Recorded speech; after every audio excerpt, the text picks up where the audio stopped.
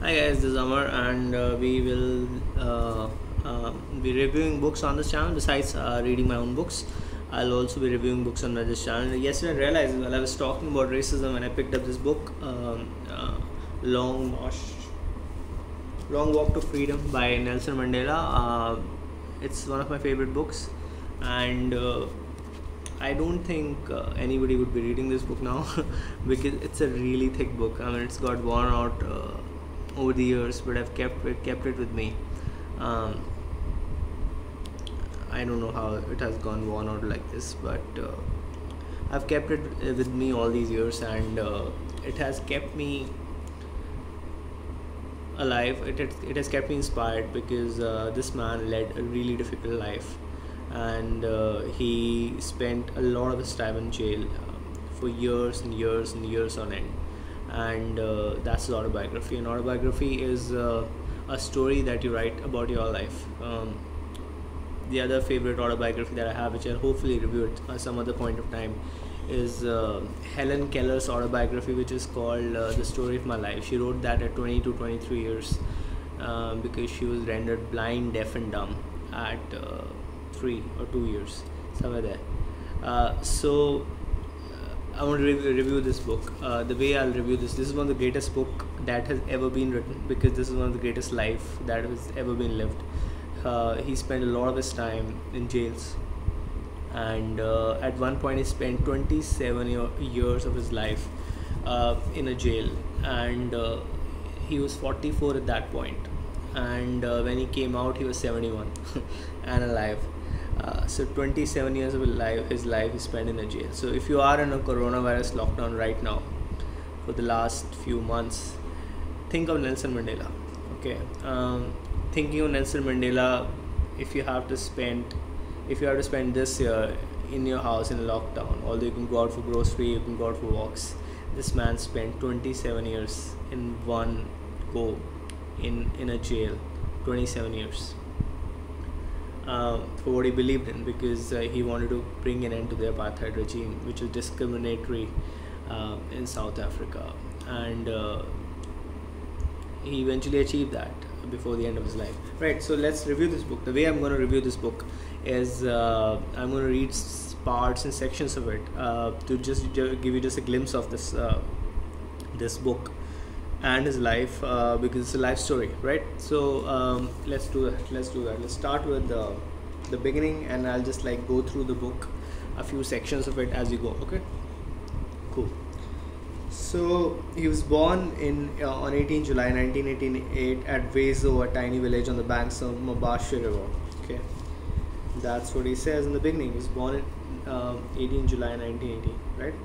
Although my father could not read or write, he was reputed to be an excellent orator who captivated his audiences by entertaining them as well as teaching them. I guess the reason he mentions that is because he eventually grew up to lead the African Nationalist Party. I believe that's the name of the party that is led. I should close this button down, otherwise it shows my well-grown chest hair, which I can't get trimmed because of the lockdown. I'm scared to go to the salon right now. That explains the hair on my head also.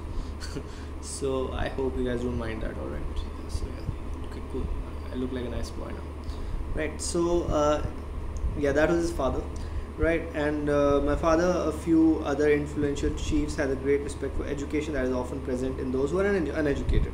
All told, my father had 4 wives, the third of whom my mother, Noskeni Fanny, the daughter of Nkadam. I find very difficult to pronounce some of these African words, so forgive me. Kedama from Amampemku clan of Xhosa belonged to the right hand house, right? Okay, cool. My father, who was a wealthy nobleman by the standards of our time, lost both his fortune and title. Okay, something happened and he lost both. He was a wealthy nobleman. He was deprived of most of his herd and land and revenue that came with them. Because of our straitened circumstances, my mother moved to Kunu, a slightly larger village north of Mezo, where she would have the support of friends and relations. We lived in a less grand style in Kunu, but it was in that village near Mumtata that I spent some of the happiest years of my boyhood, and where I trace my earliest memories. I generally now when I look at stories, this is an organic life story, and it's not fiction. As someone who believes in destiny a lot, I believe in destiny. I believe all of these events, which like his father lost his business, and his mother had to move with him to a different place, and he says those are the happiest years of his life. Some of these stories are supposed to be exactly the way they are. I think destiny chooses our lives the way they're supposed to be, but that's a different subject, right? Let's see what else does. I'm going to read some of the most beautiful things in this book. So stay till the end of the video, which is something I find very boring to say, which a lot of people on this platform say. Watch till the end. I'm saying it because this is going to be a beautiful video. Okay. With very few exceptions, Africans at that point did not enjoy private title to land in South Africa, but were tenants paying rent annually to the government. What a horrible way to live life is that, because the government took land, okay, government took rent from everyone in Africa at that point. Nobody could enjoy a private title. Imagine you could not at that point own land in South Africa. Even if you had the money to do it, you could not buy it because the government would not allow you to do it.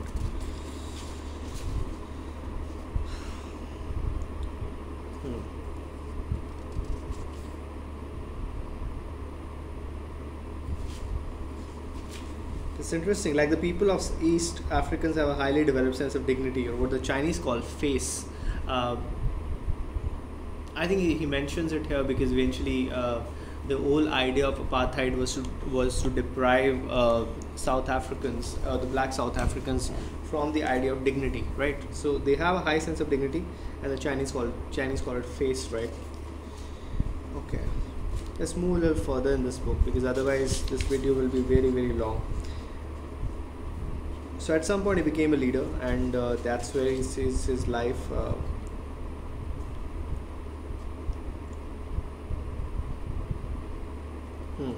The two principles that governed my life were chieftaincy and the church. The first tale I heard about him when I arrived at the great place that he had chased away dangerous ghosts with only a Bible, lantern, and weapons. He's telling stories right now of his childhood.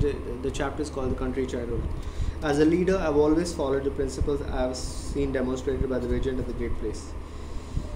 A leader, Nelson Mandela says, like a shepherd. He stays behind the flock, letting the most nimble go ahead. Whereupon the others follow, not realizing that all along they were being directed from behind. A leader leads from behind, as far as the leadership style of Nelson Mandela is concerned, right? So we're gonna read parts of the book, read some sections which I've highlighted in the book, and in the end I'll summarize it for you.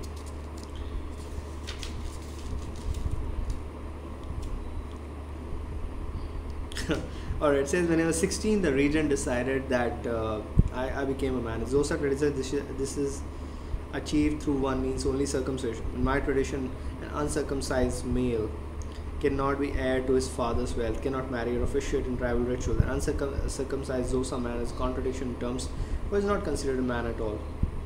Circumcision represents the formal incorporation of males into society. It's not just a surgical procedure, but a lengthy and elaborate ritual in preparation for manhood. As Xhosa, count my years as a man from the date of my circumcision. Alright, these are stupid rituals that were present, which are still present in some of the religions.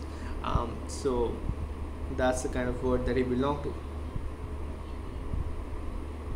To be a minor had a mystique. To be a minor meant to be strong and daring, the ideal of manhood. What is the ideal of manhood? To be strong and daring. Strong and daring. A boy may cry, a man conceals his pain.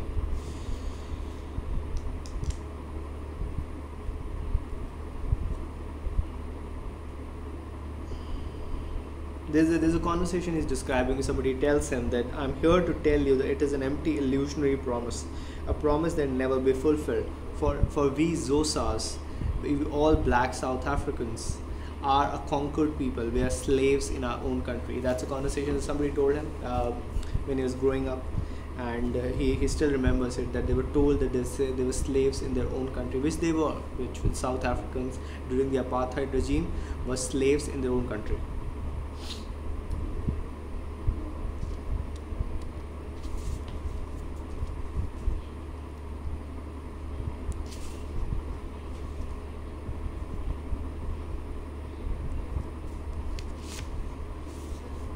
I'm going through the book just in case you may feel that why have I gone quiet. I'm just picking up some of the jewels from the book.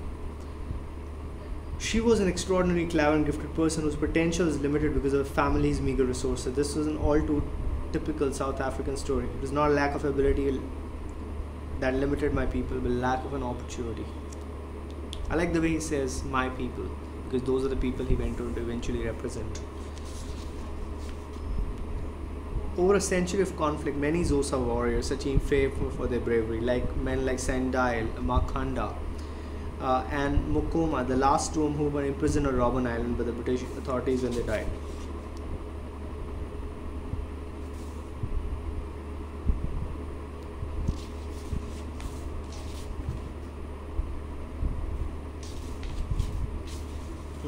Let's move a little further in the book. I'm just passing a bunch of pages in the book. I'm going to read some of the highlighted sections of the book, which I found always inspiring. Right. The government. This is the story of the government in South Africa. The government, in order to keep Africans in the countryside working the mines, maintained that Africans were by nature a rural people and ill-suited to city life because they want to undermine their capabilities. They made it a cultural thing that Africans were by nature rural people and they were not suited to city life. This is what exploitative regimes do. They tell you that you are inferior than what you think you are.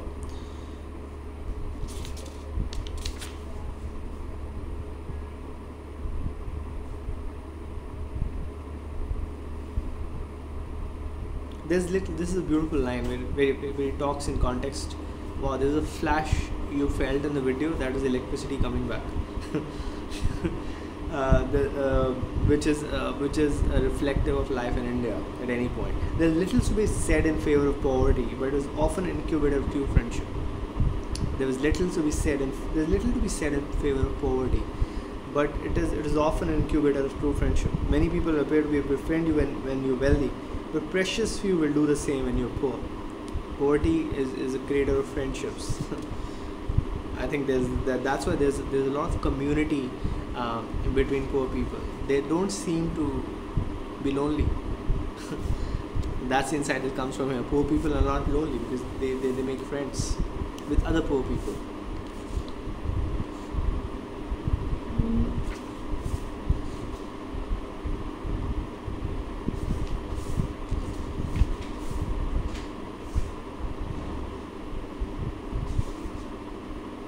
I also knew that the degree was either a talisman or a passport to ever success. God believed in finding solutions rather than spouting theory.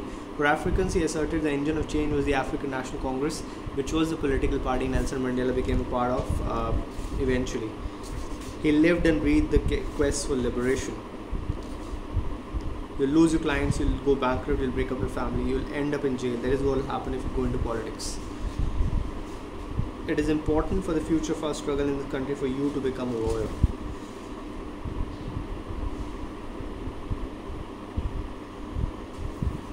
Having a successful career and comfortable salary were no longer my ultimate goals. I found myself being drawn into world of politics because I was not content with my old beliefs. He eventually entered politics, although his family and community wanted him to live a comfortable life. Even when I was receiving my degree, which was a law degree, I realized that hardly anything I'd learned at university seemed relevant in my new environment. While working in the law firm, which I did, brought me into regular contact with the whites for the first time. The university introduced me to a group of whites of my own age. I was the only African student in the law faculty. When he grows up, he can hold only African-only jobs, rent a house in African-only. There were African-only jobs, African-only townships. They were not regarded as regular citizens. I had no epiphany, no single revelation, no moment of truth, but a steady accumulation of 1,000 slides, 1,000 indignities, and 1,000 unremembered moments produced in me an anger, rebelliousness, and desire to fight the system that imprisoned my own people. Let's move a little further. We've already seen that at that point the African society was relegated to the bottoms by the colonizers, and he had entered. His way to politics is clear.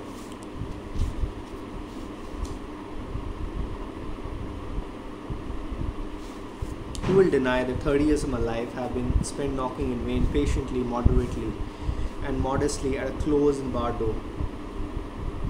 I supported Chief Luthuli, but this is when he was already in politics. But I was unable to attend a national conference. A few days before the conference was to begin, 52 leaders around the country were banned from attending any meetings or gatherings for 6 months. I was among those leaders, and my movements were restricted to the district of Johannesburg for that same period.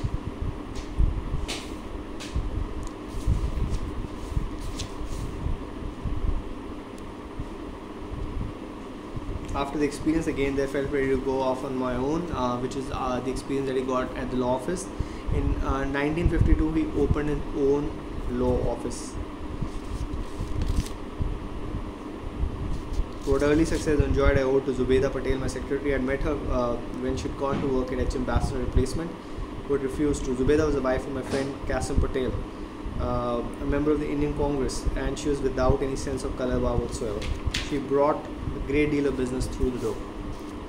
Africans are desperate for legal help in government buildings. It was a crime to walk through a whites-only door, a crime to ride a whites-only bus, a crime to use a whites-only drinking fountain, a crime to walk on a whites-only beach, a crime to be on the streets after 11 p.m., crime not to have a passport, and crime to have the whole signature in that book, a crime to be unemployed, and crime to be employed in the wrong place, a crime to live in certain places, and a crime to have no place to live. This is the description of the African society at that point. What a horror.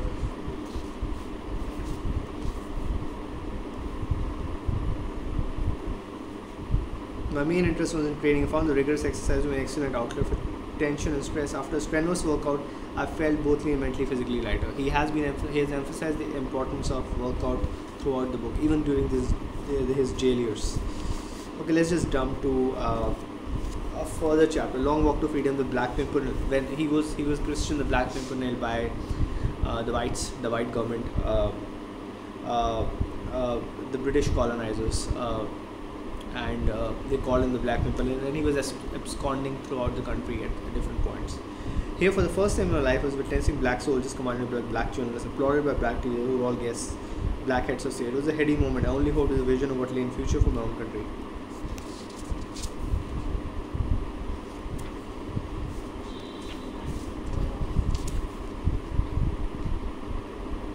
I was on the sidelines.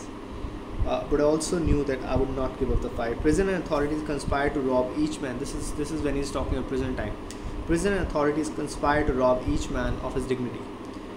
I and others that are sure that I would survive, for any man or institution tries to rob me of my dignity will lose, because I will not part with it at any price or any pressure.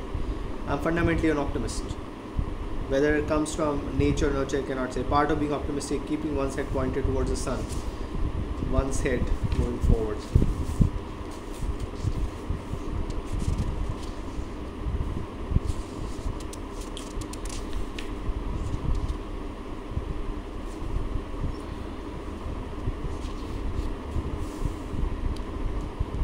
We fought justice wherever we found it. Robben Island, the dark years. This was when he was imprisoned for 27 years at one go.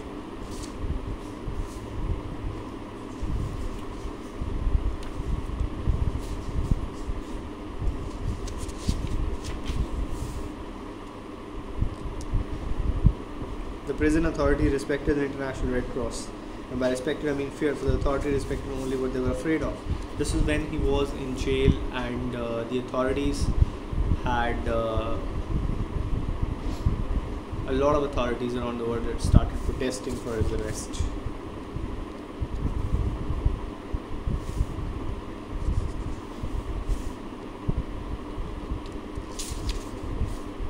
There is no prospect about prison which pleases, with the possible exception of one. One has time to think.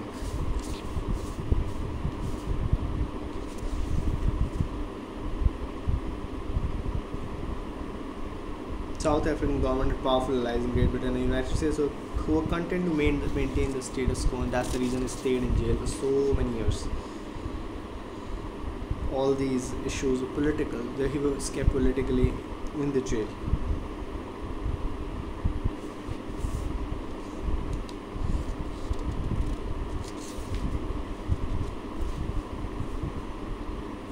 All right, so I think there are a lot of these are the stories of him being in jail, and he's talking about he came with a specific offer. Recognize the legitimacy of Transky government ability to move there. My sentence would be dramatically reduced, but he did not compromise with the government.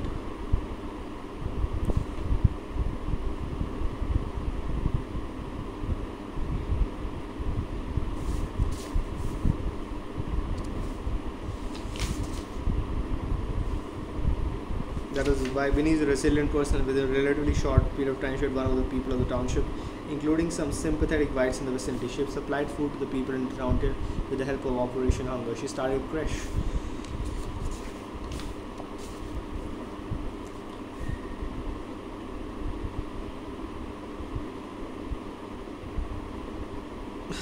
Eventually, after 27 years, when he was freed, on Sunday 10th February 1985, my daughter Zin Chi read my response to a cheering crowd of people who had not been able to hear my words legally anywhere in South Africa for more than 20 years. I cherish my freedom dearly, but I care even more for your freedom. Too many have died since I went to prison. Too many have suffered. I owe to the widows, to the orphans, and their fathers wept for them. But it took 7 more years for him to come out. I want to read that passage when he actually comes out. If I can find that one for you.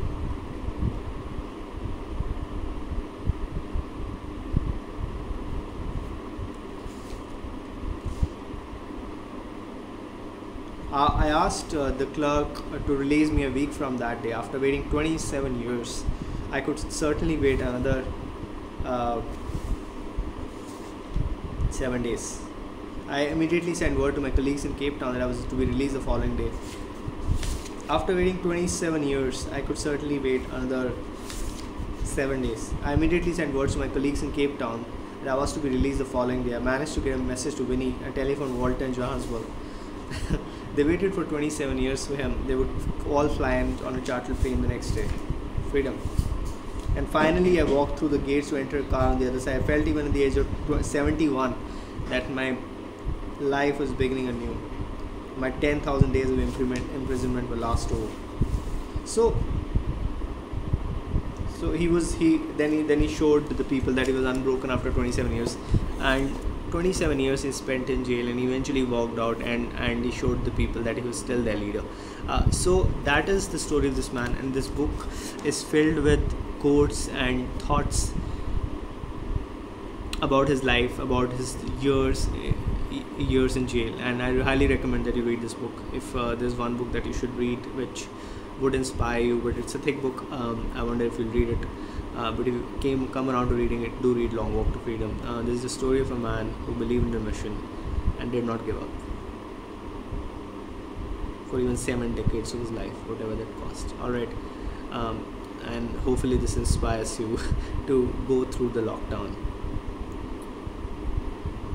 because if he could do it for 27 years, although the context is totally different, but keep going, right? Thank you. That was a review of the book Long Walk to Freedom. I'll be reviewing other books, the books that I love. Please subscribe to the channel in case you like the videos. Check out the other videos. There's a happiness series. I'm also talking to entrepreneurs, authors, and other inspiring people. There's a different set of motivation available, inspiration content available on this channel. Thank you.